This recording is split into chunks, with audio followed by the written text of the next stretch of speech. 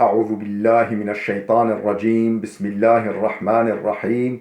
Elhamdülillah ve salatu ve selamu ala Resulillah. Değerli arkadaşlar, Doktor Ziya Tacuddin'in Xwandin Amûziş Zeban Farsi ve Gayri Farsi Zebanha adlı eserinden Farsça dersimizin 29.sunu yapmak üzere birlikteyiz. Kitabımızın isminin manası şu: Xwandin okuma kitabı, Amûziş Zeban Farsi ve Gayri Farsi Zebanha, Fars dilli olmayanlara Farsça öğretmek için Sath-ı Mutavassıt 1, orta seviye 1. Bunun giriş seviyesi, başlangıç seviyesi kitabı da vardı. Onu bitirdik 30 ders şeklinde. Bu da onun devamı niteliğinde bir kitap. Bunun da 29. dersine geldik. Kitabımızın metodunu biliyorsunuz. Bir parça veriyor hayatın içinden, biraz esprili. Ardından o parçanın anlaşılıp anlaşılmadığına ilişkin sorular, o parçaya dayalı olarak gramer kaideleri ve de yeni kelimeler öğretmeye çalışıyor. Kitabımızın yöntemi, metodu bu. Derse bistu nehum. Derse bistu nuhum. 29. ders. Birader natani. Üvey kardeş. Birader erkek kardeş. Natani de üvey. Üvey erkek kardeş diye bir başlık var parçamızın. Diyor ki Meryem و خانواده‌اش در محله کوچکی زندگی میکنند. Meryem ve ailesi در محله کوچکی, küçük bir mahallede zindagi mikunend, yaşıyorlar. Ta mah guzashte Meryem tenha دختر کوچک این محله بود. Ta mah guzashte, ta geçen aya kadar Meryem tenha دختر کوچک این محله بود. Bu mahallenin tek küçük kızcağızıydı. Tek küçük kızıydı. Çun hiç xanvade digeri doktere küçük nedaşt. Çünkü başka hiçbir ailenin küçük kızı yoktu. Ama mah guzashte, fakat geçen ay xanvade cedidi be in mahalle amedend. Yeni bir aile bu mahalleye geldiler. Yeni bir aile bu mahalleye geldi. آنها دختر کوچکی داشتند ki مانند Meryem 8 sale بود. Onların دختر کوچکی داشتند. Küçük bir kızları vardı ki manende Meryem, ki Meryem gibi 8 sale بود, 8 yaşındaydı. O da Meryem gibi 8 yaşındaydı. O Zeri nam daşt. Onun adı Zeri'dir. Zeri ismi İran'da bulunuyor. Bu isim Meryem ve Zeri der yek medrese ders nemikhwandand. Meryem ve Zeri aynı okulda ders görmüyorlar. Aynı okulda okumuyorlar. Ama pes az medrese bahem bazi mikerdand. Fakat okuldan sonra birbirleriyle oynuyorlar. Okuldan sonra birbirleriyle bir araya gelip oynuyorlar. روزی زری بعد از خوردن ناهار به خانه مریم رفت. Ruzi bir gün Zeri, yani o Zeri isimli kızcağız, بعد از خوردن nahar, öğlen yemeğini yedikten sonra به خانه Meryem رفت. Meryem'in evine gitti. Zeri be Meryem گفت. Zeri Meryem'e dedi ki selam Meryem, به خانه ما بیا تا با هم بازی کنیم. Selam Meryem, yani selam verdi. Selam Meryem, به خانه ما بیا, evimize gel, ta با هم بازی کنیم, ta beraber oynayalım. Ta ki beraber oynayalım. Ben esbab bazi cedidi خریدم.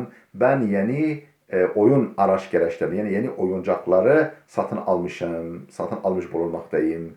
Ben esbab bazi, esbab yani vesileler, oyun, yani araç gereçler. Bazi de oyun. Ben oyun araç gereçlerini, yani yeni oyuncakları خریدم, satın almışım, satın aldım. Meryem cevap dat. Meryem şöyle cevap verdi. Nemi tavanem biyayem. Ben gelemem. مادرم اجازه نمیدهد. annem izin vermiyor ki با تو بازی کنم ta ki seninle oynayayım, seninle oynamama izin vermiyor. Çünkü biraderet Mehdi serma hurda است. Çünkü senin erkek kardeşin Mehdi efendim grip olmuş. Serma hurdan yani soğuk yemiş, soğuk almış, soğuk algınlığına yakalanmış, grip olmuş. Yani seninle oynamama izin vermiyor. Ve maderem nemihahet men hem serma bixoram ve annem de istemiyor ki ben de grip olayım. Yani gelirsem işte senden kardeşinden sana bulaşır, senden de bana bulaşır. Efendim hasta olurum. Annem bunu istemiyor. Zeri goft. Zeri dedi ki Meryem asla nigaran nebaş. Meryem asla endişelenme, efendim tasalanma, endişelenme. Ma az Mehdi sermahurdagi nemigirim. Biz Mehdi'den yani kardeşi Mehdi ya, kardeşin adı Mehdi ya. Biz Mehdi'den grip kapmayız. Biz Mehdi'den grip almayız. Çünkü o biraderi nataniye men است. Çünkü o benim üvey kardeşimdir. O benim gerçek kardeşim değil, üvey kardeşimdir. Biz ondan grip bile almayız. Yani valla tam espri doğrusu tam anlayamadım. Niye öyle yani bu ne alaka var ama neyse parçamızı anlamış olduk. Parçamızı en azından anlamış olduk ama espriyi şahsen tam anlayamadım. Anlayanınız varsa bana da yazsın. Ben de öğrenmek isterim. Peki parçamızı bitirdik. Okumamızı yaptık. Geldik alıştırmalarımıza. Birinci alıştırma elif rakamlı elif işaretli alıştırma derke matlab. Konuyu kavrama, konuyu anlama. Kudam yek az cümlehay zir durust ve kudam yek nadurust است. Aşağıdaki cümlelerden hangisi doğru, hangisi doğru değil, yanlış. Yani efendim parçaya göre hangi cümle doğru, hangisi yanlış onu belirlememizi istiyor. Birinci cümlemiz Meryem qabl az zari der in mahalle zindagi mikard. Meryem qabl az zari, Meryem zariden önce der in mahalle bu mahallede zindagi mikard yaşıyordu. Efendim zari Meryem zariden önce, zari gelmeden önce bu mahallede yaşıyordu. Doğrudur. Doğru. Yani sonradan geldi zari. İkinci cümlemiz Meryem mikhast ba Mehdi bazi kunet. Meryem Mehdi ile oyun oynamak istiyor. Meryem Mehdi ile oyun oynamak istiyor. Hayır, öyle bir durum yok. Hatta evlerine bile gitmek istemiyor ki hastalık kapmasın. Annesinin tembihiyle. Üçüncü cümlemiz Mah-ı guzeşte fakat yek kudek der an mahalle zindagi mikerd. Mah-ı guzeşte geçen ay fakat yek kudek fakat yani tek bir çocuk der an mahalle o mahallede zindagi mikerd yaşıyordu. Efendim geçen ay bir çocuk yaşıyordu. Hayır. Çok çocuk var da küçük kız çocukları bir tane. Yani 8 yaşlarında bir kız çocuğu var. O da Meryem. Efendim devam ediyoruz. Dördüncü cümlemiz Meryem nigeran sermahurdagi nebud. Meryem nigeran sermahurdagi nebud. Efendim soğuk algınlığı kapma endişesi yoktu. Meryem'in soğuk algınlığı kapma, grip kapma endişesi yoktu. Efendim aslında yoktu. Fakat annesi o endişeyi taşıyor. Dolayısıyla bence bu cümle doğrudur. Beşinci cümlemiz Zeri asır az medrese bergeç. Zeri ikindileyin okuldan döndü. Yok öyle bir açıklama parçada. Efendim Zeri asır az medrese bergeç yok. Parçada öyle bir durum yok. Dolayısıyla hata, yanlış. Altıncı cümlemiz Meryem vezir hemsin budand. Meryem ve Zeri, Meryem ile Zeri hemsin budand yaşıt idiler. Doğru. İkisi de 8 yaşında. Efendim geldik B şıklı alıştırmamıza. Düstur yani kural, kaide, gramer kaidesi. Dure fi'le münasip hat bikeşit. Efendim uygun fiilin etrafını çevirin. Uygun fiili yani parçada gidebilecek fiili daire içine alın.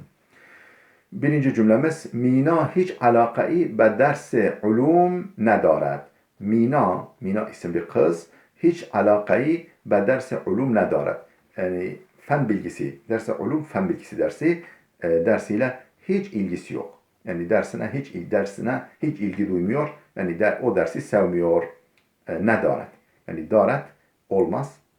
Nedaret olacak. Nedaret yani ilgisi yok. İlgi sahibi değil. İkinci cümlemiz men aslan in hanum ra nemi şinasam. Men aslan in hanum ra nemi şinasam. Efendim ben bu kadını asla tanımıyorum. Efendim mi şinasam olmaz. Nemi şinasam tanımıyorum. Çünkü aslan olduğuna göre aslan tanıyorum olmaz. Asla tanıyorum olmaz mesela. Efendim üçüncü cümlemiz danış amuzan hemişe زنگ تفریح به حیات مدرسه می روند و بازی می کنند. Danış amuzan öğrenciler hemişe sürekli zeng tefrih yani teneffüs zilinde öğrenciler sürekli zeng tefrih teneffüs zilinde ve hayat medrese okul bahçesine miravand giderler ve bazı mikunand ve oynarlar. Gidip oynuyorlar sürekli olarak. Efendim dördüncü cümlemiz müteessifane men hergiz be Şiraz musaferet nekerdem. Müteessifane yani maalesef üzülerek belirteyim ki ben asla be Şiraz musaferet nekerdem. Şiraz'a yolculuk yapmadım. Ben asla üzülerek söyleyeyim ki hiçbir zaman Şiraz'a seyahat etmedim. Şiraz'a gitmedim. Şiraz şehrine. Efendim beşinci cümlemiz Musafiran harici be nedret be in şehr mi ayen. Musafiran harici yani yabancı turistler. Be nedret nadir olarak çok az be in şehr mi ayen bu şehre geliyorlar. Yabancı turistler çok az bu şehre geliyorlar. Mi ayet olacak. Efendim 6. cümlemiz Elizabeth bir kız adı salha der İran zindagi kerde است. Efendim yıllarca İran'da yaşamıştır ve bu gızahay İrani kamilen aşinay است ve İran yemeklerini tamamen tanıyor, mükemmel tanıyor, aşinay است yani aşinadır, tanıyor, biliyor. Efendim